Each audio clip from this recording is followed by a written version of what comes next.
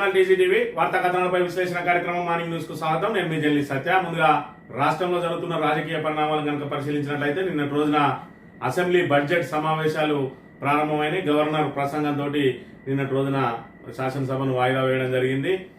నిన్న ఏదైతే ప్రభుత్వ పరంగా జూనియర్ లెక్చరర్లకు ఏదైతే నియామక పత్రాలు అందజేస్తాడో మరి ఇక్కడ వేదిక ఏదైనా కేసీఆర్ ను తిట్టడమే ధ్యేయంగా పెట్టుకున్న రేవంత్ రెడ్డి మరి ఇక్కడ పరిపాలన చేతగాక పాలన వైఫల్యం తన అసమర్థత మరి తన మీద అధిష్టానానికి విశ్వాసం సన్నగిలడంతో ఆయన ప్రెస్టేషన్ పీక్స్ కు చేరుకున్నది. పూర్తిగా అసహనానికి లోనైతా ఉన్నాడు. ఒకవైపు సొంత పార్టీ ఎమ్మెల్యేలు మరి ఆయన మాట వింటలేరని చెప్పి నిన్న రోజున ఎమ్మెల్యేల మీద కూడా నా మీద ఏదైతే ప్రతిపక్షం దాడి చేస్తా ఉన్నదో మీరు ఎదురు దాడి ఎందుకు చేస్తలేరని చెప్పి అక్కడ ఆక్రోశం వెలగక్కిండు.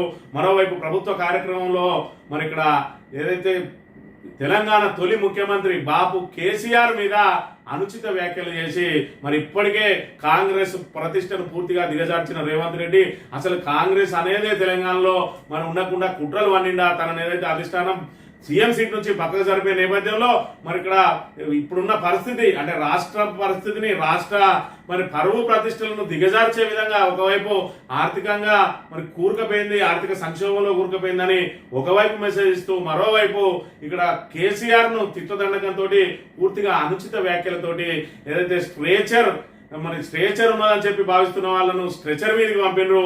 ఆ స్ట్రెచర్ మీదకి వెళ్ళి మార్చుడికే వెళ్తారు అని చెప్పి మరి ఇక్కడ మరీ హీనమైన వ్యాఖ్యలు, ఇప్పటికే చిల్లర మాటలు, బజారు భాషతోటి మరి ఇక్కడ సీఎం పదవిని చులకన చేసిన ముఖ్యమంత్రి రేవంత్ రెడ్డి నిన్నటి రోజున తన దిగజారుడు వ్యాఖ్యలతోటి పూర్తిగా తన ఏదైతే పదవికున్న హుందాతనాన్ని మరి ఇక్కడ పూర్తిగా తగ్గిస్తూ అదేవిధంగా కాంగ్రెస్ పార్టీని ఈసడించుకునే విధంగా ఆయన చేసిన వ్యాఖ్యలను యావత్ తెలంగాణ సమాజం అంతా కూడా ఖండిస్తా ఉన్నది. మరొక వ్యక్తిగా గౌరవం ఇవ్వాలి, ఆయన వయసుకు గౌరవం ఇవ్వాలి. నీకు ఏదైతే వాళ్ళ సిద్ధాంతాల పరంగా లేకపోతే పార్టీల పరంగా మరి ఆయనకు నీకు విభేదాలు ఉండవచ్చు, కానీ మరి వ్యక్తిగా ఆయన చావును కోరుకోవాల్సిన అవసరం ఏమొచ్చింది రేవంత్ రెడ్డికి అనే విషయాన్ని తెలంగాణ సమాజం అంతా గమనించాలి. పూర్తిగా ఆయన అసహనాన్ని, అశక్తతను మరి ఇక్కడ ఆయన ఏదైతే చేతగానితనాన్ని, అసమర్థతను, పాలనా వైఫల్యంతో పూర్తిగా ఫ్రస్ట్రేషన్ కు పోయి మరి ఆ ఫ్రస్ట్రేషన్ లో నానా మాటలు అనడాన్ని మరి తీవ్రంగా తెలంగాణ సమాజం ఖండిస్తా ఉన్నది. మరోవైపు మరి ఇక్కడ బీఆర్ఎస్ నాయకులు అయితే ఒక అడుగు ముందేసి పిచ్చి కుక్కతోటి మరి పోల్చిరు. ఆయనను పిచ్చి కుక్క ఎరలేసింది, జనాలందరినీ కలుస్తుంది, మరి ఆయన తీసుకుపోయి మానసిక ఏదైతే హాస్పిటల్ ఉంటుందో అందులో దోలండి కుటుంబ సభ్యులందరూ, లేకపోతే ఇదే విధంగా అందరినీ కలిసే ప్రమాదం ఉన్నదని చెప్పి కూడా మరి వాళ్ళు కూడా హీనంగా కామెంట్లు చేసిండ్రు. పూర్తిగా మరి ఇక్కడ ఏదైతే ముఖ్యమంత్రి పదవి హుందాతనాన్ని చాటి చెప్పాల్సిన రేవంత్ రెడ్డి బజార్ భాష ఏదైతే మాట్లాడుతూ ఉన్నాడో మరి ఇంకా మళ్ళీ ఛానల్ ముందుకు పోయి మరి ఇక్కడ నన్ను ముఖ్యమంత్రిని నోటికొచ్చినట్టు తిరుగుతా ఉంటారు అంటాడు. ఆయన మాట్లాడే మాటలేమో ఇంత చిల్లర బజారు భాషతో మాట్లాడతారు. మరి దాంతో యావత్ తెలంగాణ సమాజం అంతా కూడా ఆయనను ఈసడించుకుంటున్న పరిస్థితిని అయితే మనం ఇక్కడ ప్రధానంగా మరి గమనించాలి. ఇక మంతని నియోజకవర్గం విషయానికి కనుక వచ్చినట్టయితే ఇక్కడ మంతనిలో మరి ఇక్కడ అక్రమాలకు కాదేది అనర్హం అన్నట్టున్నది బాబూరు అనుచరుల పరిస్థితి. మా సారు ఐటీ మంత్రి గారి అనుచరులు మరి ఇక్కడ ఏదైతే ఇప్పటికే ఇసుక అదేవిధంగా మట్టి ఖమ్మంపల్లి గుట్టలను తొలిచేస్తా ఉన్నారు. మరి అది చాలదన్నట్టు పీడిఎస్ బియ్యంలా మరి బియ్యం దందా చేస్తా ఉన్నారు. ఇప్పుడు కొత్తగా మద్యం దందాకు దిగిరు. మధ్యప్రదేశ్ తో మహాముత్తారమాట అక్కడి నుంచి అక్రమ మద్యాన్ని తీసుకొచ్చి NDS non duty paid NDP మద్యాన్ని తీసుకొచ్చి మరి ఇక్కడ నకిలీ మద్యాన్ని అదేవిధంగా ఎన్డీపీ మద్యాన్ని ఇక్కడ బెల్ట్ షాపులకు వేస్తూ పెద్ద ఎత్తున దందాలు నిర్వహిస్తూ నిన్నటి రోజున ఎక్సైజ్ శాఖకు పట్టుబడ్డరు మన బాబూరు అనుచరులు. మరి ఇక్కడ తప్పించుకున్న పేరు సంధి సుధాకర్ రెడ్డి, మరి బాబు గారికి మహాముత్తారంలో ప్రధాన అనుచరుడు. మరి ఆయన కూడా కేసులో ఉన్నాడు. ఆయనతో పాటు మారగోని బాబు గౌడు, వీళ్ళిద్దరు కూడా విషయాన్ని ఒకసారి కనుక పరిశీలించినట్లయితే మధ్యప్రదేశ్ టు మహాముత్తారం యథేచ్ఛగా జీరో మద్యం దందా, అటవీ గ్రామాలకు సరఫరా, ఎక్సైజ్ పోలీసుల దాడితో వెలుగులోకి 5 వ్యక్తులపై కేసు నమోదు. జీరో మద్యం వ్యాపారం అటవీ గ్రామాలకు పాకింది. మధ్యప్రదేశ్ నుండి కొందరు జీరో మద్యాన్ని పల్లెల్లో అమ్మకానికి తెగలేపారు. జయశంకర్ భూపార్పల్లి జిల్లా మాముత్తారం మండలానికి చెందిన కొంతమంది వ్యక్తులు మధ్యప్రదేశ్ నుంచి జీరో మద్యాన్ని తీసుకొచ్చి ఇక్కడ నిల్వ చేస్తున్నారు. నిల్వ చేసిన జీరో మద్యం గుట్టు చప్పుడు కాకుండా బెల్ట్ దుకాణాలకు సరఫరా చేస్తా ఉన్నారు. వీళ్ళిద్దరు దొరికినారు. వీళ్ళు ఎవరయ్యారంటే అక్కడ దుకాణాలు నడిపించుకుంటా ఉంటారు, కిరాణాలు, అందులోనే బెల్ట్ షాపు. మరి వాళ్ళ దగ్గర నిన్నటి రోజున చూసినట్టయితే ఈ మద్యం వాళ్ళ ఇళ్లలో దొరికింది. మరి వీళ్ళు పెద్ద ఎత్తున ఎక్కడ నిల్వ చేసిరో ఈ మద్యాన్ని కానీ మొత్తానికి అయితే జీరో దందాకు తెరలేపారు. నిన్నటి రోజున వీళ్ళు అబ్స్కాండింగ్ లో ఉన్నారు. మరి వీళ్ళ మీద కేసు నమోదైంది. ఎవరైతే సంధి సుధాకర్ రెడ్డి, అదేవిధంగా మారగోని బాపు గౌడ్లు ప్రజెంట్ అబ్స్కాండింగ్ లో ఉన్నారు. మరి కేసు నుంచి తప్పించుకోవడానికి కూడా ఎక్సైజ్ శాఖ మీద కూడా మరి ఒత్తిడి తెస్తున్నట్టు తెలిసింది.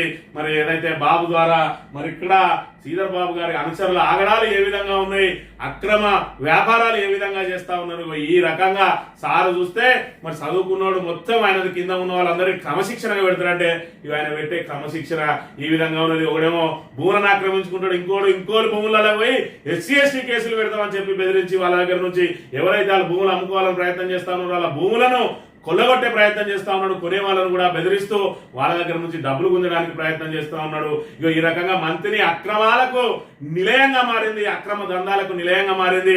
ఇప్పటికే 2 రోజులలోనే మరి ఇసుక క్వారీలను బంద్ చేయిస్తా అన్న సారు మరి 2 రోజులు అయింది, 15 నెలలు అయింది. ఇప్పటి వరకు అభివృద్ధి సంక్షేమ కార్యక్రమాల మాట దేవుడు ఎరుగు 15 నెలల్లో 35 మందిని చినిమేసినాయి ఇసుక లారీలు.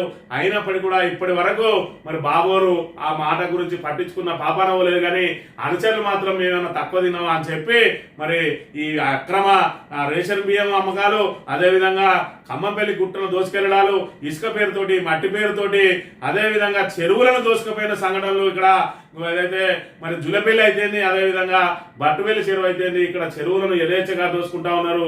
అది చాలదన్నట్టు ఇప్పుడు కొత్తగా మరి ఇక్కడ మద్యం దండాలో ప్రవేశం వచ్చిండ్రు. ఇక్కడ మరి మధ్యప్రదేశ్ నుంచి మహాముత్తారంలో మరి మహాముత్తారం కేంద్రంగా ఎన్ని మండలాలకు సరఫరా చేసిండ్రో మరి వీళ్ళు దొరికితే పూర్తి స్థాయిలో మరి ఇక్కడ వివరాలన్నీ బయటకు వచ్చే అవకాశం ఉన్నాయి. కానీ మరి ఇప్పటికే వాళ్ళు ఒత్తిడి తెస్తారట వాళ్ళని అరెస్ట్ చేయకుండా ఉండడానికి.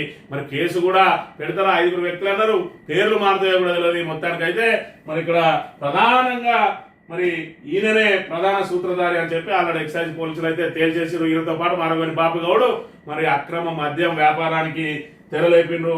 మరి సారు చెప్పాలి, ఎన్నడూ మరి ఇక్కడ ఇసుక లారీలో బంద్ చేయిస్తావు, ఎన్నడూ ఈ అక్రమ దందాలను ఆపేస్తావు, నీ అనుచరులను ఆగడాలను ఎప్పుడు ఆపుతావు? మరి నువ్వు పోయి హైదరాబాద్ లో పడితే ఇక్కడ దోసుక తింటారు.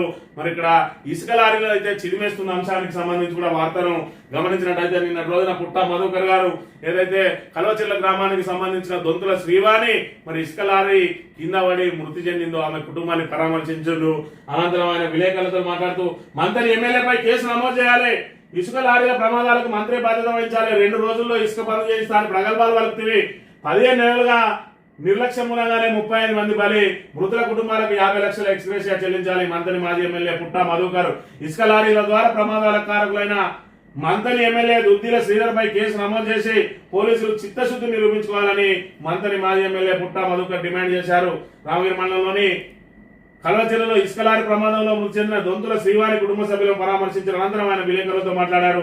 తాను గెలిచిన తర్వాత 2 రోజుల్లోనే ఇసుక రవాణాను బంద్ చేయిస్తామని ప్రగల్భాలు పలికిన మంత్రి 15 నెలలైనా ఎందుకు పట్టించుకోవడం లేదో మంత్రిని ప్రజలు ఆలోచన చేయాలన్నారు. 2 రోజుల్లోనే ఇసుక బంద్ చేయిస్తామని 24 గంటల రవాణాకు తెరలేపి 15 నెలలుగా ఇసుక రవాణా ఆపడంలో మంత్రి నిర్లక్ష్యం మూలంగానే సుమారు 35 మంది బలయ్యారని, అందుకు కారణమైన ప్రభుత్వ బాధ్యునిగా దుద్దిల శ్రీధర్ పై 106 BNS యాక్ట్ కింద కేసు నమోదు చేయాలని చెప్పి డిమాండ్ చేస్తున్నామని తెలిపారు. తాము అధికారంలో ఉండగా ప్రమాదాలు జరిగితే గగ్గోలు పెట్టిన మంత్రికి రక్తపు మరకలు అంటవద్దనా, ఇప్పుడు పోలీసులు ఏకంగా ప్రమాద స్థలాన్ని నీళ్లు పోసి కడిగేస్తున్నారా అని చెప్పి ఆయన ప్రశ్నించారు. తాను ప్రమాదం జరిగిన సమయంలో బాధితులకు అండగా నిలిచి 30 లక్షల వరకు అప్పుడు నష్టపరిహారం ఇప్పించామని, ఇప్పుడు మంత్రిగా ఉన్న దుద్దిల శ్రీధర్ మృతుల కుటుంబాల పట్ల అవలంబిస్తున్న నిర్లక్ష్య వైఖరి మానుకొని 50 లక్షల నష్టపరిహారం ఇప్పించాలని చెప్పి ఆయన డిమాండ్ చేసిండ్రు. మరి ఏదైతే ఉన్నదో గతంలో చూసుకున్నట్టయితే ముసలి కన్నీరు గార్చేది ప్రతిపక్షంలో ఉన్నప్పుడు బాబు గారు. మరి ఇప్పుడు చూసుకున్నట్టయితే సుమారు 35 మంది మృతి చెందిందట. మరి ఆ 35 మంది మృతి చెందితే ఏ కుటుంబానికన్నా నష్టపరిహారం అందిందా? మరి ఇక్కడ మంత్రి ప్రజలు ఆలోచించాలి. మరి అక్కడి నుంచి ధర్నాలు రాస్తారోకలు చేసేది అప్పుడు అయినప్పటికీ నష్టపరిహారం ఇప్పించినా కూడా అంతేనా నష్టపరిహారం అని గగ్గోలు పెట్టిన మంత్రి ఈ రోజు తన చేతుల్లోనే ఉన్నది, ప్రభుత్వానికి సలహాలు ఇచ్చే స్థాయిలో ఉన్నాడు, నెంబర్ 2 అని చెప్పి చెప్పుకుంటా ఉన్నాడు. మరి ఇప్పుడు ఇసుక లారీలను ఎందుకు పని చేస్తలేవు? 15 నెలల నుంచి 35 మందిని చినివేసినా కూడా ఇప్పటి వరకు రవాణాను ఆపడంలో విఫలమైనవా, లేదంటే ఇసుక అంతా మీ జేబుల్లోకి వెళ్తాం జరుగుతుందా మరి ఇక్కడ మంత్రి ప్రజలు మరి ఇక్కడ అనుమానాలు వ్యక్తం చేస్తా ఉన్నారు. మరోవైపు ప్రతిపక్షం ఆరోపణలు చేస్తా ఉన్నది. ఎందుకు ఆపుతలేవు అంటే ఎవరి జేబులు నిండుతానో ఇప్పుడు మంత్రి ప్రజలు గమనించాలి. ఆ రోజు అన్ని బీఆర్ఎస్ నాయకుల జేబులు అన్నాడు, ఇలా చూసుకుంటే మరి ఎవరి జేబులు నిండుతా ఉన్నాయి. మరోవైపు అంటే నీకు మంత్రి పదవి వస్తే నీకో 10 కార్లు, నీ తమ్మునికో 10 కార్లు పోలీసు వాళ్ళు వచ్చి ఎస్కార్ట్లు చేస్తారు తప్ప మంత్రి ప్రజలకు ఒరిగింది ఏంటిదో చెప్పాలి అని చెప్తా ఉన్నారు. పక్కనే ఉన్న విజయరమణారావు ఏమో ఒక్క క్వారీని కూడా తెరవకుండా పూర్తి స్థాయిలో అక్కడ ఫ్రీ ఇసుక పెట్టి స్థానిక అవసరాలకు మాత్రమే పెడతా అంటే వనరులు దోసుకుపోతున్నారని చెప్పిన శ్రీధర్ బాబు ఇప్పటి వరకు ఆ వనరులను ఎందుకు ఆపుతలేడో మరి మంత్రి ప్రజలు మరి ఇక్కడ గమనించాలి. ఈ రకంగా ఇసుక దోపిడీ గురైతుంది. అవి చాలదన్నట్టు ఇంకా ఆయన అనుసరణ ఆగడాలైతే మితిమీరిపోతా ఉన్నాయి. ఆఖరికి మద్యం నల్ల కూడా వచ్చి అక్రమ మద్యాన్ని అమ్ముతున్న విషయాన్ని కూడా మన తెలంగాణ ప్రజానీకం అంతా కూడా గమనించాలి. వార్తా కథనాలను కనుక పరిశీలించినట్లయితే ముందుగా నమస్తే తెలంగాణలో ఆదాయం లేదు, సర్కారు నడపలేను, మొత్తం పైసలు ఉద్యోగులకు ఇస్తా, ఎట్లా వంచాలో మీరే చెప్పండి, మీరు సహకరించకుంటే మేము జీతాలు ఇవ్వలేం, అక్కడ ఆందానీయ లేదు, మీరేమో డిఏలు అడుగుతున్నారు, 6 గ్యారంటీలు 130 స్కీములకు మరో 22,000 కోట్లు కావాలి, ఒక నెల ఆశ, మరో నెల అంగన్వాడీల జీతాలు ఆపుతున్నాం, సీఎం రేవంత్ అసహనం, కొత్త లెక్చరర్ల నియామక పత్రాలట. మరి కొత్త లెక్చరర్లకు నియామక పత్రాలు ఇచ్చినప్పుడు ఏం మాట్లాడాలి? మరి విద్యార్థుల భవిష్యత్తుకు సంబంధించి ఒకవైపు విద్యాశాఖ కూడా ఈయన చేతుల్లో ఉన్నాయి కాబట్టి విద్యార్థుల జీవితాలను తీర్చిదిద్దడానికి 4 మంచి మాటలు చెప్పు అని అంటే ఆయన మాట్లాడిన మాటలు ఏ విధంగా ఉన్నాయో మరి ఇక్కడ గమనించండి ఒకసారి.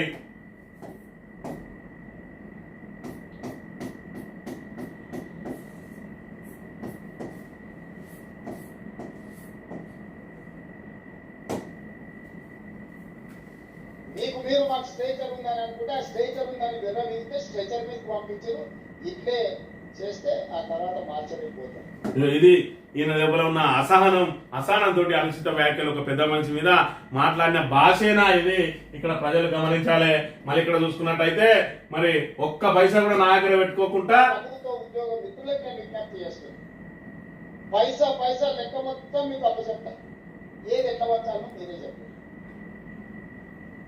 ఇక నా దగ్గర ఏం లేదు, అన్నా పైసా నా అన్ని జేబులలో తీసి మీ ముందర పెడతా. జేబులు ఒక్క పైసా కూడా నా జేబులో పెట్టుకోండి, నా నెల జీతం కూడా మీకే ఇస్తాను. ఎట్లా వాడుతున్నామో చెప్పు. ఇది అసమర్థుడు అంటే ఇట్లా ఉంటది. అసమర్థ ముఖ్యమంత్రి ఎవరు? భారతదేశంలో మొత్తంలో ఇప్పటి వరకు ముఖ్యమంత్రులు చేసిందల్లా అసమర్థ ముఖ్యమంత్రి ఎవరు అని కనుక కిసుపోటీ పెడితే రేవంత్ రెడ్డి అని చెప్పి మరి పసిపాపల నుంచి ముసలి వాళ్ళకు కూడా ముక్త కంఠంతో చెప్పేది రేవంత్ రెడ్డి పేరు. ఆయన అసమర్థత, చేతగాంతనాన్ని ఎంత నిస్సిగ్గుగా చెప్తా ఉన్నాడు. మరి ఇక్కడ మాకు 18,500 కోట్లు వస్తాయి, 6,500 కోట్లు జీతాలకు ఇస్తానా, 6,500 కోట్లు మరి ఇక్కడ అప్పులు వడ్డీలు కడతానా అని చెప్పి 5,000 కోట్లతోటే నేను ఇవన్నీ నడిపిస్తున్నా అని చెప్తాడు. మరోవైపు ఉద్యోగాలకు జీతాలు ఇయ్యలేని పరిస్థితిలో ఉన్నాం, ఆదాయం వస్తలేదు, నేను ప్రభుత్వాన్ని నడపలేను అని చెప్పి తన చేతగాని తనాన్ని నిన్నటి రోజున బయట పెట్టిండు. ఒకవైపు మరి ఇక్కడ ప్రతిపక్షం మీద తిడతాడు. చేతగానోనికి ఈ పదవులు ఎందుకు అనేది ఇక్కడ తెలంగాణ సమాజం అర్థం చేసుకోవాలి. ఇలా తెలంగాణను నట్టేట ముంచడం కోసమే రేవంత్ రెడ్డి పదవులకు వచ్చిందా? ఆ రోజు ఈ సంక్షేమ పథకాలన్నీ ఎట్లా అమలు చేస్తామంటే ప్రభుత్వానికి ఏ విధంగా ఆదాయం తీసుకురావాలో నాకు తెలుసు అన్నాడు. ఇవాళ చూసుకున్నట్టయితే ఆదాయం లేదు, నేను ప్రభుత్వాన్ని నడపలేను అని చెప్పి తన చేతగాంతనాన్ని నిస్సిగ్గుగా మరి ఇక్కడ చెప్పుకున్నాడు. మరి ఇక్కడ ఒక పెద్ద మనిషి గతంలో చెప్పిండు ఏదైతే చేతగానో ఏ విధంగా మాట్లాడుతున్నారు అన్నది. మరుడా కోరుకో, మీకు అన్ని ప్రసాదిస్తున్నానని చెప్పాడు.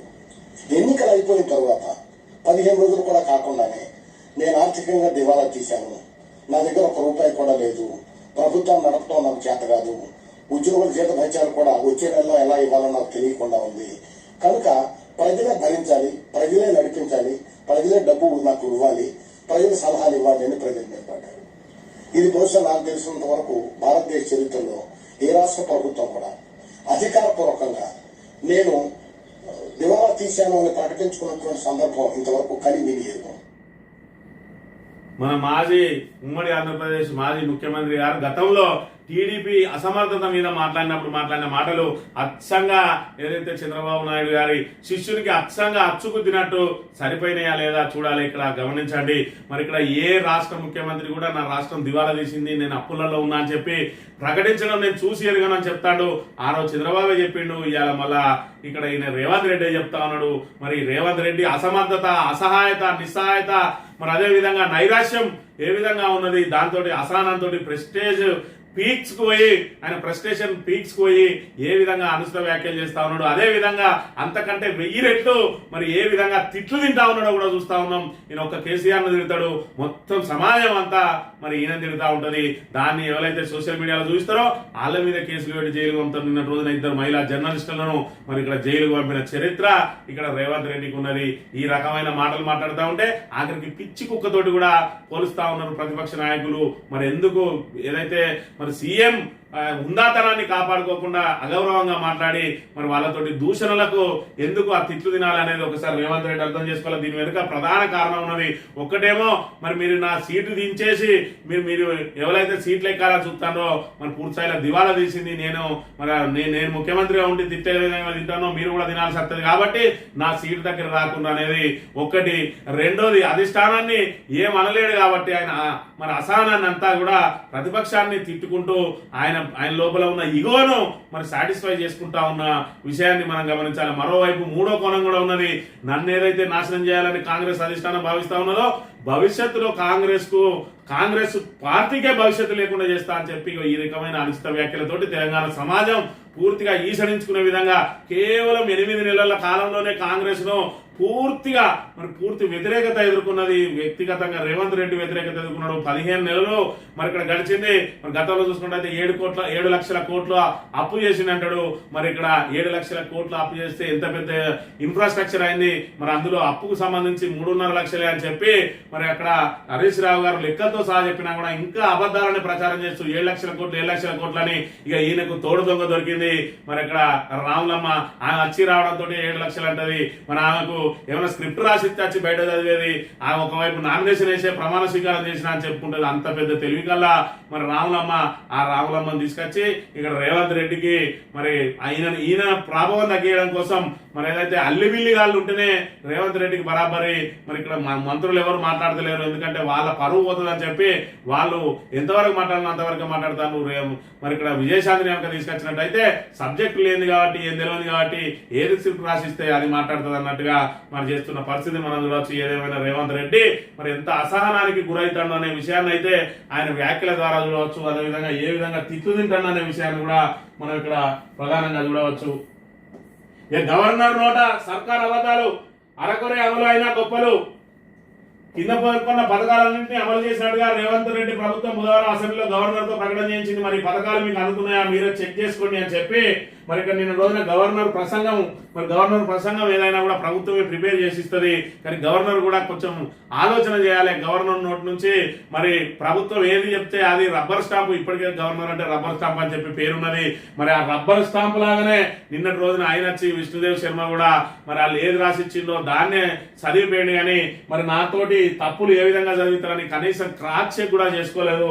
దాన్నే చెప్తా ఉన్నారు. ఈ రోజు ఏదైతే బీఆర్ఎస్ నాయకులు, బీఆర్ఎస్ ప్రజాప్రతినిధులు మరి ఆ తప్పుల తడక ఏదైతే ఉన్నదో ఆ అబద్ధాలన్నీ గాంధీ భవన్ లో ప్రిపేర్ అయినాయి. మీ నోటి నుంచి మరి ఏ విధంగా చదువుతారో అని చెప్పి మరి ఆయన చదివిన ఏదైతే ప్రభుత్వ అబద్ధాలను కనుక ఒకసారి గమనించినట్లయితే కాంగ్రెస్ ప్రభుత్వం 2 లక్షల వరకు రుణమాఫీ పూర్తిగా చేసేసింది అని చెప్పి చెప్తా ఉన్నారు.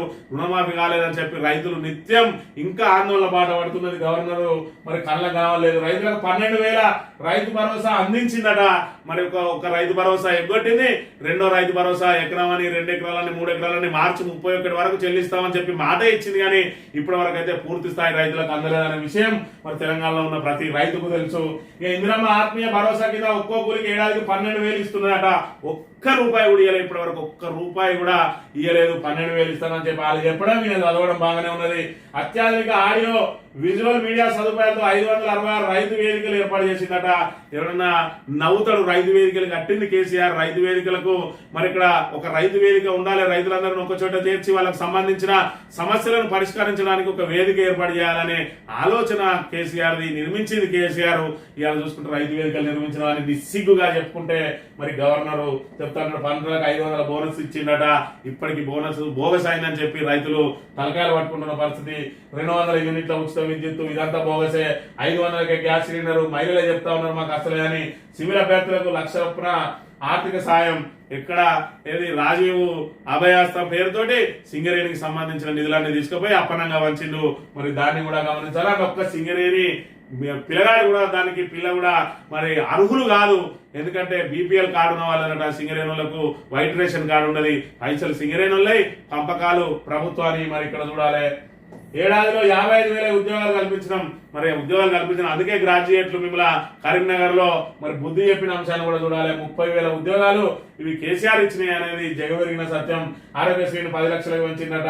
మరి ఎస్సీ ఎస్టీ మైనార్టీలకు గృహ నిర్మాణం, విద్య, ఉపాధి, సామాజిక భద్రత కోసం ఆర్థిక సాయం అందిస్తున్నది. నిన్న ప్రకటన చేసిండు, ఇవాళ దానిలో పెట్టి అందిస్తున్నామని చెప్తా ఉన్నాడు. ఇగో ఇది మరి ఇక్కడ ఏదైతే అసమర్థ ప్రభుత్వం ఆఖరికి గవర్నర్ తోటి కూడా అబద్ధాల పుట్టను అబద్ధాల దాన్ని చదివించి మరి ఇక్కడ రాక్షసానందం పొందుతున్న పరిస్థితి చూడాలి. హామీలన్నీ అమలు చేసినట్టు గప్పాలు, అరకొరే అమలు అయినా గొప్పలు. బీఆర్ఎస్ ప్రభుత్వం విజయాలు కబ్జా, రైతు వేదికలు కాంగ్రెస్ కట్టినట్టు బిల్డప్, కృష్ణాలో వాటా సాధించినట్టు కటింగ్ అట. మరి స్థిరమైన వృద్ధి, సామాజిక న్యాయం, ఆ దిశగా తెలంగాణ రాష్ట్ర ప్రయాణం, అసెంబ్లీలో గవర్నర్ జిష్ణుదేవ్ ప్రసంగం, అన్ని అసత్యాలు అర్ధసత్యాలని బీఆర్ఎస్ ఆందోళన సేమ్ అంటూ సభ్యుల నినాదాలు. మరి ఇక్కడ పూర్తిగా ఇది తప్పుల తడక అబద్ధాల చిట్ట అనేది ఎవరిని అడిగినా కూడా చెప్తారు. దీన్ని అయితే మనం గమనించాలి. ఏదైతే గవర్నర్ నోట వాళ్ళు నానా అబద్ధాలు ఆడిచ్చిండు. ఏదైతే రేవంత్ రెడ్డి మరి దేవుళ్ళ మీద ఒట్లేసి రుణమాఫీ చేస్తామని చెప్పి ఏ విధంగా అయితే ఒట్లేసి ఆ తర్వాత ఒట్టు తీసి గట్టు మీద పెట్టిండో, ఈ రోజు మరి ఇక్కడ జిష్ణుదేవ్ శర్మ తోటి కూడా అబద్ధాలు ఆడిచ్చి మరి ఆయన పూర్తిగా గాంధీ భవన్ లో రాసిన స్క్రిప్ట్ ను ఆయన నోట్ నుంచి చదివించిండు. ఇది గవర్నర్ ప్రసంగమా, గాంధీ భవన్ ప్రెస్ మీటా? జిష్ణుదేవ్ నోట అన్ని అసత్యాలు. రాజ్భవన్ స్థాయిని ప్రభుత్వం దిగజార్చింది. కాంగ్రెస్ తల్లి రాహుల్ తండ్రి విగ్రహాలను 3 ఏళ్ల తర్వాత గాంధీ భవన్ పంపుతాం. పెళ్లిలో చావడప్పుల గవర్నర్ ప్రసంగం, బీఆర్ఎస్ వర్కింగ్ ప్రెసిడెంట్ కేటీఆర్. మరి దీనికి సంబంధించి ఇంకా మీరు గవర్నర్ మీద ఆ రకంగా మాట్లాడతారా అంటే గవర్నర్ కు మరి ఈ విధంగా తప్పులు చదివిస్తారా? మరి అక్కడ గవర్నర్ కు తెలుగు రాదా, తెలుగు అర్థం కాదా, మరి లేదంటే ఇక్కడ ఏం జరుగుతుందో తెలియదా? పూర్తిగా రబ్బర్ స్టాంప్ అంటే రబ్బర్ స్టాంప్ లెక్కనే చేస్తా ఉన్నాడు. ఎందుకంటే రేవంత్ రెడ్డి అన్నట్టు త్వరలో మన బీజేపీలో కత్తలు కాబట్టి నువ్వు ఏమన్నదని చెప్పి గవర్నర్ కూడా ఏమైనా ఇన్స్ట్రక్షన్స్ ఇచ్చిందా మోడీ అనేది మరి ఇక్కడ దీని ద్వారా తేడతెల్లమైతే ఉన్నది. ఖచ్చితంగా గవర్నర్ ప్రసంగంలో ఇచ్చిన అంశాలు అవి అమలవుతున్నాయా లేదా అని చెప్పి చూసి దాన్ని తిప్పి పంపి మరి ఇక్కడ ఏవైతే కరెక్షన్స్ ఉన్నాయో ఆ కరెక్షన్స్ రాసి పంపి మళ్ళీ ప్రసంగం కాపీ తెప్పించుకోవాలి. కానీ వాళ్ళ ఏదైతే అసత్యాలతో కూడిన దాన్నే చదివి ఇవాళ రాజ్భవన్ మరి ప్రభావం కూడా తగ్గించే ప్రయత్నం చేస్తా ఉన్నారు. 20 ఏళ్ళు నేనే సీఎం, బీఆర్ఎస్ తో టచ్ లో ఉంటే మీకే నష్టం, అసెంబ్లీలో బీఆర్ఎస్ ను అడ్డుకోలేదని అసహనం. గవర్నర్ ప్రసంగిస్తున్న సమయంలో ఎలా అడ్డుకుంటామని ఒక సీనియర్ మంత్రి చురక. సీఎం మాట్లాడుతుండగానే వెళ్ళిపోయిన ఎమ్మెల్యేలతో సమన్వయ లోపం బహిర్గతం అని చెప్పి 20 ఏళ్ళు ఈయన సీఎం ఉంటాడట. ఈ మిగిలిన 3 ఏళ్ళు సీఎం ఉంటే నువ్వే గొప్ప, ఆల్రెడీ నీ సీటు దించడానికి ప్రయత్నాలు జరుగుతూనే ఉన్నాయి, ఇంకా నేనే అని చెప్పి చెప్తున్న పరిస్థితి.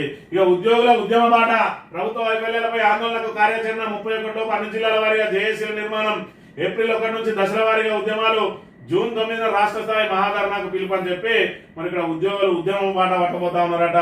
ఈయనేమో చేతులు ఎత్తేసిండు, నాకు ఆదాయం లేదు, నాకు పరిపాలన చేత కాదు, ఇక నేను ఈ పరిపాలన చెయ్యలేను చెప్పి చేతులు ఎత్తేసిండు. మీరు కనుక జీతాలు వేయలేని పరిస్థితిలో ఉన్నాం, మీరు డిఏలు అడిగితే ఏ నుంచి తెచ్చేయాలని చెప్పి మరి ఇక్కడ పూర్తిగా ఏదైతే ఇందాక రోషయ్య గారు మాట్లాడిన విధంగా అసమర్థులే ఇటువంటి మాటలు మాట్లాడతారు. సమర్థత లేని వాళ్ళని తీసుకొచ్చి ఈరోజు సీఎం పీఠం మీద కూర్చుంటే తెలంగాణ ప్రతిష్ట ఏ విధంగా దిగజారింది, మరి భారతదేశంలో తెలంగాణ ఏ విధంగా పలచన అవుతా ఉన్నది రేవంత్ రెడ్డి చేయబట్టి అనే విషయాన్ని తెలంగాణ ప్రజానీకం అంతా గమనించాలి. మార్పు పేరుతోటి అబద్ధ హామీలతోటి అసత్య హామీలతోటి అలవిగాని హామీలను తీసుకొచ్చి ప్రజలను ఎత్తిన వృద్ధి ఈ రోజు 6 గ్యారెంటీలు 100 రోజుల్లోనే అమలు చేస్తామని చెప్పి 15 నెలలు అయిన తర్వాత ఆదాయం లేదు మేము చేయలేమని చెప్పి చేతులు ఎత్తేసిన ఈ అసమర్థ ముఖ్యమంత్రి ద్వారా తెలంగాణ ప్రతిష్ట ఎలా దిగజారుతుందో మరి ఇక్కడ గమనించాలి. స్పీకర్ కు సుప్రీం నోటీసులు. ఎమ్మెల్యేల పార్టీ ఫిర్యాదుపై 25 సమాధానం చెప్పాలన్న ధర్మాసనం సభాపతి నిర్ణయంపై సర్వత్రా ఉత్కంఠ. ఆ 10 మంది ఎమ్మెల్యేలు ఆందోళన అని చెప్పి మొన్నటి రోజునే మరి దీని మీద తీర్పు వచ్చేది ఉండే. దాని వాళ్ళకి సంబంధించిన లాయర్లు వేసి మాకు అధికారికంగా నోటీసులు ఇవ్వలేదు కాబట్టి మరి ఆ విషయం ఆలోచించునంటే ఆ ఒక్క కారణంతో మేము ఇక వాళ్ళను వేటేసిన తర్వాత మళ్ళీ దీని యొక్క లొసుగు ఎందుకు ఉండాలి అని చెప్పి మరి నిన్నటి రోజున అందరికి కూడా నోటీసులు అందజేసింది. స్పీకర్ కు, అసెంబ్లీ కార్యదర్శికి, ఈసీకి, మరి గవర్నమెంట్ కు, అదే విధంగా ఫిరాయింపు ఎమ్మెల్యేలు అందరు కూడా ఫిరాయింపు ఎమ్మెల్యేల మీద వేటు మరి వేటు తప్పదని తెలిసే ఆల్రెడీ ఫిరాయింపు ఎమ్మెల్యేలు కూడా మరి ఎవరి దారి వాళ్ళు చూసుకుంటున్న పరిస్థితి. గూడెం మైపాల్ రెడ్డి గురించి మనకు తెలిసిన విషయమే. ఆయన ఆల్రెడీ మొన్నటి రోజున కాంగ్రెస్ పార్టీ అదో లౌడల పార్టీ అని చెప్పి ఓపెన్ స్టేట్మెంట్ ఇచ్చింది. అది పెద్ద ఎత్తున వైరల్ అయినాయి. నిన్నటి రోజున మరి ఇక్కడ అసెంబ్లీలో ఆల్రెడీ ఛాంబర్కి వెళ్ళి కలిసిండు గూడెం మైపాల్ రెడ్డి.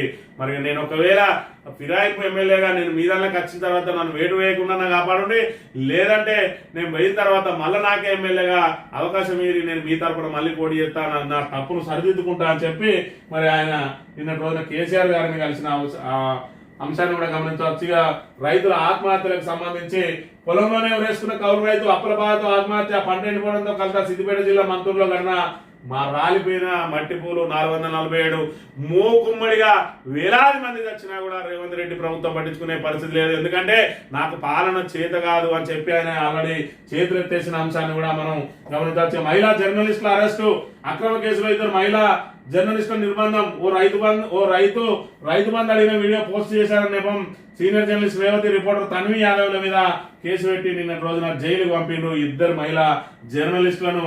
మరి ఈ లెక్కన రేవంత్ రెడ్డి మాట్లాడే మాటలు, ఆయన బూతుల క్యాలెండర్ నిన్ననే చూసినాం. ఆ బూతుల క్యాలెండర్ మీద ఎన్ని కేసులు పెట్టాలి, రేవంత్ రెడ్డిని ఎన్నిసార్లు జైలుకు పంపాలనో మరి ఇక్కడ తెలంగాణ సమాజం ఆలోచించుకోవాలి.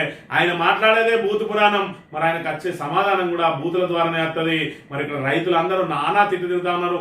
మూసీకి పోతనైతే చెవులు మూసుకున్నా కూడా ఆ తిట్లకు మరి భరించలేక నిజంగానే రేవంత్ రెడ్డి కనుక ఆ రోజు మూసి ఏదైతే సందర్శన కోసం అని చెప్పి నల్గొండ జిల్లాకు వెళ్ళి కానీ మూసి పరివాహక ప్రాంతం ఆ మూసి ఒడ్డు కనుక పోయినట్టయితే మరి ఉరేసుకొని చచ్చే అన్ని తిట్టు తిడుతా ఉన్నారు వాళ్ళు. మరి ఇలాంటి వాళ్ళను ఏదైతే బెదిరించి వాళ్ళను ఏదైతే అరెస్టు చేయించి అర్ధరాత్రిలో అరెస్టు చేయించి కేసులు పెట్టి జైలుకు పంపించి ఆయనను తిట్ల దండకాన్ని లేదంటే ఆయన మీద ఉన్న వ్యతిరేకతలను బయటికి కనబడకుండా ప్రయత్నం చేస్తా ఉన్నాడు. జర్నలిస్టులను బెదిరించి సోషల్ మీడియా యాక్టివిస్టులను బెదిరించి ఈ ప్రయత్నం చేస్తా ఉన్నాడు. కానీ ఆల్రెడీ నీ చేతగానితనం అంతా ప్రజలకు చేరిపోయింది. ఆఖరికి నువ్వే నాకు చేతగాని చెప్పి చేతులెత్తేసిన ఆయన కూడా ప్రజలకు మరి తెలిసిపోయిన అంశాన్ని మనం ఇక్కడ గమనించాలి. చివరికి కష్టమే. ఎస్ఆర్ఎస్పీ చివరి ఆయకట్టు ప్రశ్నార్థకం ఎండిపోతున్న చెరువులు పంటలు బీఆర్ఎస్ హయాంలో చివరి దాకా నేను నిరందించలేని దుస్థితిలో సర్కార్ చెరువులు నింపే ప్రక్రియపై తీవ్ర నిర్లక్ష్యం, లక్షలాది ఎకరాల్లో పంట పొలాలకు ముప్పు అని చెప్పి కాంగ్రెస్ సర్కార్ ప్రణాళిక లోపంతో మరి ఇక్కడ ఎస్ఆర్ఎస్పీ ఆయకట్టు చివరి ఆయకట్టు ఏదైతే ఉన్నదో టైలెండ్ ప్రాంతాలు పూర్తిగా ఎండిపోయే ప్రమాదం ఉన్నది. అయినా ప్రభుత్వానికి ఓ ప్రణాళిక లేదు, ఓ కథ లేదు. ఎవరైతే దీనికి సంబంధించిన ఇరిగేషన్ మినిస్టర్ ఉంటాడో ఆయన నేను ఇరిగేషన్ మినిస్టర్ అనే విషయం కూడా మర్చిపోయిండు. మరి ఇక్కడ చూసుకున్నట్టయితే వీళ్ళ దుస్థితి ఈ విధంగా ఉన్నది. వీళ్ళ చెత్త పరిపాలన, అసమర్థ పాలన వైఫల్యంతో రైతులు ఈ రకంగా మరి రాలిపోతా ఉన్నారు. ఇప్పటికే 447 మంది చనిపోయారు. మరి అసమర్థ ప్రభుత్వం ఇప్పటి వరకు వాళ్ళ రైతు ఆత్మహత్యలను మరి ఇక్కడ అరికట్టడానికి ప్రయత్నం చేయడం లేదు, రైతులకు నీళ్లు ఇవ్వడానికి ప్రయత్నం చేయడం లేదు. ఆఖరికి మేము జీతాలు ఇవ్వలేని దుస్థితిలో ఉన్నామని చెప్పి స్వయంగా రేవంత్ రెడ్డి చెప్తున్న పరిస్థితిని కూడా మనం చూడాలి. తెలంగాణ దినపత్రిక విషయానికి వస్తే మా అక్కడ పైసలు లేవు అని చెప్పి మరి ఇక్కడ ఏ విధంగా చెప్తున్నాడో మనం ఇక్కడ చూడవచ్చు. ఇక్కడ ఏ విధంగా అయితే మరి మాట్లాడిండో స్పెషల్ నుంచి మార్చిరిగే అని చెప్పి అనుచిత వ్యాఖ్యలు ఏవైతే చేసిండో మరి నిన్న బీఆర్ఎస్ కూడా అదే రీతిలో ఘాటుగా సమాధానం చెప్పిండు. రేవంత్ పిచ్చుకుక్క మెంటల్ హాస్పిటల్లో చేర్చండి, లేదంటే అందరినీ కొరుకుతాడు కేటీఆర్. సీఎం కు పొలిటికల్ మెచ్యూరిటీ లేదన్నా హరీష్ రావు. రేవంత్ రెడ్డికి క్యా జబ్బు సోకిందట. క్యా జబ్బు అంటే మరి క్యా జబ్బు. మొత్తానికైతే రేవంత్ రెడ్డి మరి ఇక్కడ నోటి నుంచి ఏ విధంగా అయితే అనుచిత వ్యాఖ్యలు చేస్తా ఉన్నాడో అదే రీతిలో ఆయనకు సమాధానాలు కూడా లభిస్తా ఉన్నది. మరి సీఎం ఉందాతనాన్ని కాపాడుకోవాలి, గౌరవాన్ని కాపాడుకోవాలి. నిన్న రోజున మరి అక్కడ ఏదైతే కేసీఆర్ దిశానిర్దేశం చేసిండు ఎమ్మెల్యేలకు ఎమ్మెల్సీలకు, ఎవ్వరు కూడా మరి ఇక్కడ దూషణలకు దిగద్దు. మనం ఆధారాలతోటే ప్రభుత్వ వైఖరిని ఎండగట్టాలి. ప్రజా వ్యతిరేక విధానాలు ఏవైతే ఉన్నాయో వాటన్నింటినీ ఆధారాలతో సహా చూపించి ప్రభుత్వాన్ని ఎండగట్టి ప్రజలకు మేలు జరిగే విధంగా మనం ప్రభుత్వం మీద ఒత్తిడి తీసుకురావాలి. కానీ అసభ్య పదజాలంతో మనకు అవసరం లేదంటే మరి ఇక్కడ రేవంత్ రెడ్డి మరి పిచ్చి పీక్స్పోయి ఏ విధంగా మాట్లాడుతూ ఉన్నాడు. ఆఖరికి ఒక పెద్ద మనిషి చావు కోరుతా ఉన్నాడు. తెలంగాణలో ఎవరు కూడా పగోని చావు కూడా కోరరు. మరి రేవంత్ రెడ్డి మాటలు ఇవాళ పూర్తిగా దిగజారిపోయిండు. మరి ఇక్కడ కేసీఆర్ చావు కోరుకొని దిగజారిపోయిండు అనే విషయాన్ని కూడా మనం ఇక్కడ ప్రధానంగా గమనించాలి. ఈ నెల 27 వరకు అసెంబ్లీ నిర్వహిస్తామని చెప్పి బీఎస్సీలో నిర్ణయం తీసుకున్నారని చెప్పి దీనికి సంబంధించిన వార్త ప్రచురించింది. నో విజన్ ఓన్లీ కమిషన్, సర్కార్ @ 20% కమిషన్, బిల్లులు ఇవ్వకుండా కాంట్రాక్టర్లకు వేధింపులు, సీఎం చేతగానితనం వల్లే పంటలు ఎండుతున్నాయని చెప్పి వీళ్ళకు విజన్ లేదు, ఓన్లీ కమిషన్ అని చెప్పి మరి దీనికి సంబంధించి నిన్న రోజున పెద్ద ఎత్తున ఆరోపణలు చేసిన పరిస్థితి కూడా మనం ఇక్కడ గమనించాలి. ఈ జర్నలిస్టులకు 14 రోజుల రిమాండ్ అట. మరి వాళ్ళు చేసిన పాపం ఏంటంటే ఏదైతే రైతు మరి ఇక్కడ నిన్నటి రోజున రేవంత్ రెడ్డి మాట్లాడిన తీరుగానే మాట్లాడిండు. కానీ రేవంత్ రెడ్డి ముఖ్యమంత్రి, ప్రభుత్వం అంతా ఆయన చేతులు ఉన్నాయి కాబట్టి ఆయన మీద కేసు కాదు. మరి ఇక్కడ ఏదైతే మహిళా జర్నలిస్ట్ గారు పోస్ట్ చేసినందుకు వీళ్ళిద్దరిని జైలుకి పంపుతా ఉన్నాడు. ఈయన చెప్పదలుచుకున్నది ఏంటంటే మరి ఏది కూడా ప్రభుత్వ వ్యతిరేక విధానాలు ఏవైతే మరి మీరు ఫీల్డ్ మీదకి పోయి తెస్తారో అవి ప్రజలకు కనబడే విధంగా మీరు పోస్ట్ చేయద్దు. సోషల్ మీడియాలలో పోస్ట్ చేసిన వాళ్ళందరినీ జైల్లో పెడతామని చెప్పి ఇప్పటికే అనేక మందిని, కొంత దిలీప్ను పంపిండు, ప్రశాంత్ను పంపిండు, మొన్నటి రోజున RGTV అని పంపిండు, ఇప్పుడు వీళ్ళిద్దరిని పంపిండు. ఎవరిని మరి పడితే వాళ్ళను జైలుకు పంపే ప్రయత్నం చేస్తా ఉన్నాడు. కానీ సోషల్ మీడియాను అరికట్టడం ఎవరితోటి సాధ్యం కాదనే విషయాన్ని ముందు రేవంత్ రెడ్డి మనం అర్థం చేసుకోవాలి. లేదు పల్స్ మీడియా అని చెప్పి వీళ్ళిద్దరిని పంపినావు. ఇవాళ ప్రతి ఒక్కరు సోషల్ మీడియాను వాడుతా ఉన్నారు. మరి ఇక్కడ ఏదైతే క్షేత్రస్థాయిలో ఏం జరుగుతుందో అవన్నీ కూడా మరి దేశవ్యాప్తంగా అవి వైరల్ అవుతా ఉన్నాయి. నువ్వు ఏదైతే ఫోన్ పెట్టుకొని మరి ఇక్కడ ఫామ్ హౌస్ పాలన మంచుకున్నదా, ప్రజాపాలన మంచుకున్నదా అంటే కేసీఆర్ పాలనే బాగున్నదని చెప్పి 70% మంది ఏదైతే ఓట్లేసిరో దాని ద్వారానే ఢిల్లీలో మీకు ఒక్క సీటు కూడా రాలేదు. మరి ఇది కూడా అన్ని కూడా మరి సమాజం చూస్తా ఉన్నది, నువ్వు చేసే కార్యక్రమాలు చూస్తా ఉన్నది, నీ అసమర్థ కార్యక్రమాలు చూస్తా ఉన్నది, నీ పాలన వైఫల్యం చూస్తా ఉన్నది, నీ అక్రమ కేసులు చూస్తా ఉన్నది. రాబోయే రోజులలో నిన్ను పొందబెట్టుడు ఖాయం. ఇక ఈయన కేటీఆర్ చెప్పినవన్నీ అబద్ధాలే, మేము అన్ని నిజాలే చెప్పినాం. రుణమాఫీ, రైతు భరోసా అందరికి ఇచ్చిందట. మరి ఈయన చేరిండి కొత్తగా మరి వాళ్ళ అబద్ధాలు దాలయ్యట. ఈయన కొన్ని అబద్ధాలు చెప్తా అని చెప్పి వచ్చిన పరిస్థితిని మనం ఇక్కడ చూడాలి. దేశానికి దిక్చూసి విశ్వాసం నిబంధనతో కలిసి నడుద్దాం, రాష్ట్రాన్ని ఆదర్శంగా మారుద్దాం. గవర్నర్ ప్రసంగం అంతా తప్పుల తడక, అసత్యాలతోటి, అర్ధసత్యాలతోటి నిండిన ఆ పేపర్ ను చదివి గవర్నర్ కూడా ఆయన రాజ్భవన్ పరువు తీసిందని చెప్పి ప్రతిపక్షాలు మరి ఇక్కడ ఆరోపిస్తున్నాయి. ఇక మాటకు మాట తిప్పికొట్టాలి. ప్రతిపక్షాల ఆరోపణలు ఏవైతే అంశాలను ధీటుగా ఎదుర్కోవాలి. సిఎల్పి భేటీలో కాంగ్రెస్ మంత్రులు, ఎమ్మెల్యేలతో సీఎం రేవంత్ అని చెప్పి నేను ఒక్కనే మాట్లాడుకోవాలన్నా, ఆయన బాధ అంతా అదే, నేను ఒక్కనే మాట్లాడుకోవాలన్నా, మీరు ఎక్కడికక్కడ ఎందుకు అడ్డగిస్తలేరు అంటే ఏమని అడ్డగిస్తారు? ఇప్పుడు కాళేశ్వరం కూలిపోయిందని చెప్పి నువ్వు ఏదైతే చెప్పినావో 15 నెలల నుంచి పడావ పెట్టినావు. ఇవాళ మొత్తం మరి ప్రత్యామ్నాయంగా వాళ్లకు సాగునీరు అందించే ప్రణాళికలు ఇవ్వే నీ దగ్గర అంటే సమాధానం లేదు. మిషన్ భగీరథ ద్వారా నీళ్ళు ఇవ్వా అంటే సమాధానం లేదు. మరి ఇక్కడ కరెంటు కోతలేందా అంటే నీ దగ్గర సమాధానం లేదు. గురుకులాల్లో విద్యార్థులు ఎందుకు చచ్చుతున్నాయా, మరి ఎందుకు సౌకర్యాలు కల్పిస్తలేవా అంటే నీ దగ్గర సమాధానం లేవు. అసలు నీ అసమర్థ పాలనతోటి వచ్చిన ఈ ఏదైతే మీ పాలన వైఫల్యాన్ని ఎండగడతా అంటే ఎమ్మెల్యేలు ఏ విధంగా మరి ఇక్కడ వాళ్ళు అడ్డుకుంటారు. ఇప్పటికే ప్రజలు చూస్తా ఉన్నారు. నిజంగానే వాళ్ళందరూ కనుక అడ్డుకుంటే రేపు వాళ్ళ పత్తా కూడా కట్టయ్యే ప్రమాదం ఉంటుందని వాళ్ళకు కూడా తెలుసు. అని నేనే మాట్లాడాను అని చెప్పి నిన్న రోజున ఆయన ఓదికు మాట్లాడుతూనే ఉంటే మరోవైపు అందులో నుంచి జానారెడ్డి కొడుకు రఘువీర్ రెడ్డి లేచి వెళ్ళిపోయిందట. మరి దాంతో ఇంకా అసహనానికి గురైండు రేవంత్ రెడ్డి.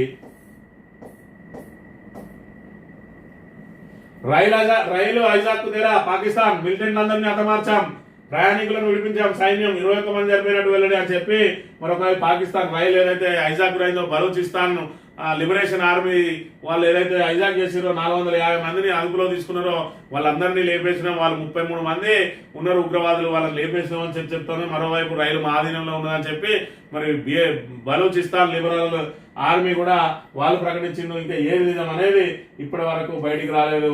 గ్లోబల్ సౌత్ కు మహాసాగర్, మారిషస్ ప్రధాని రామ్ గులాంతో మోదీ చర్చలు, విస్తృత వ్యూహాత్మక భాగస్వామ్యంగా ద్వైపాక్షిక బంధం ఇరు దేశాల మధ్య కుదిరిన కీలక ఒప్పందాలు, మోదీకి మారిషస్ అత్యున్నత జాతీయ పురస్కారం అని చెప్పి మారిషస్ ప్రధాని రామ్ గులాం తోటి మరి ఇక్కడ నిన్న రోజున చర్చలు జరిగినాయని చెప్పి అక్కడ మారిషస్ లో మరి ఇక్కడ ఘన స్వాగతం లభించింది. ఇద్దరి మధ్యలో ద్వైపాక్షిక ఒప్పందాలన్నీ కూడా మెరుగుపడతాయని చెప్పి చెప్పిన పరిస్థితి.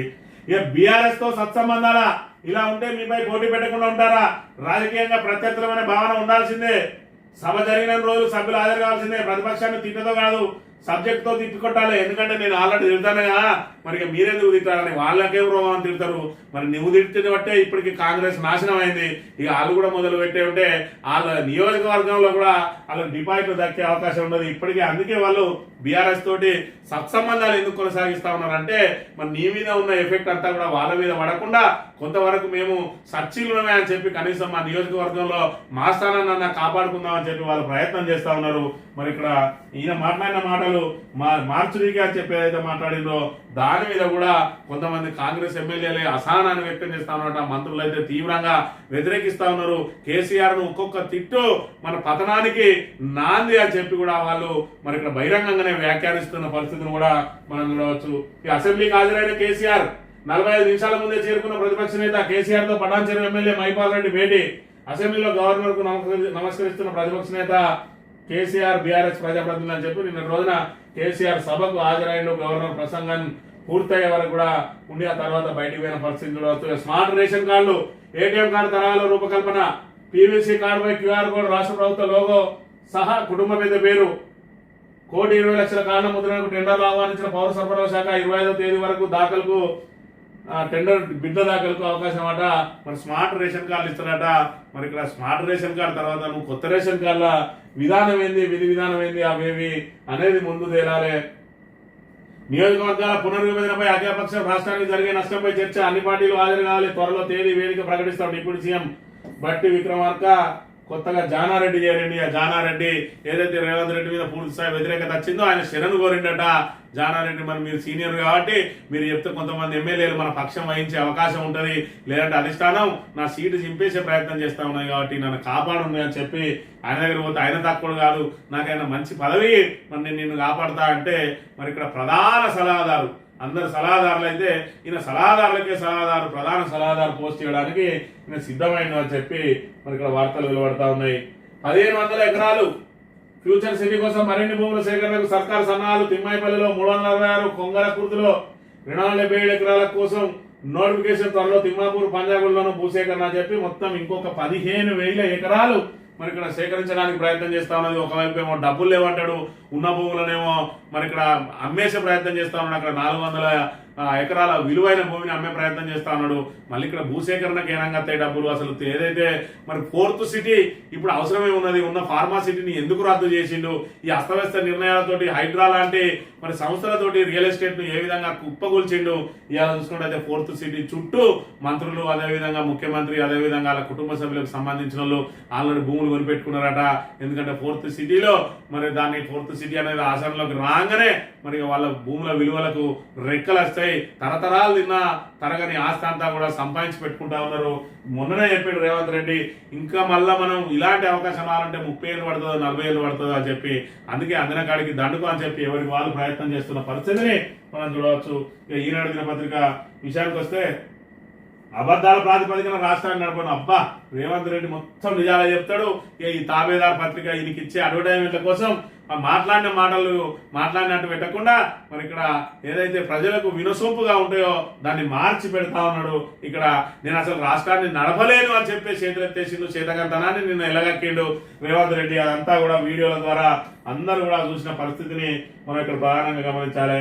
ఫ్యూచర్ సిటీలో 56 గ్రామాలను విలీనం చేస్తా ఉన్నారట. దానికి సంబంధించిన వార్త ప్రచురించింది. మేడిగడ్డ లోపాలమయం నిర్మాణ సంస్థ ఇంజనీర్లే బాధ్యులు, తుది నివేదికలో విజిలెన్స్. మరి ఇక్కడ ప్రభుత్వమే మరి ఇక్కడ కేసీఆర్ బాధ్యుడు, హరీష్ రావే బాధ్యుడు అని అంటారు కదా. ఏది నీ విజిలెన్స్ నివేదిక ఏమైంది, నీ కమిషన్ ఏమైంది, మరి దీనికి సంబంధించి ఏమైనాయి?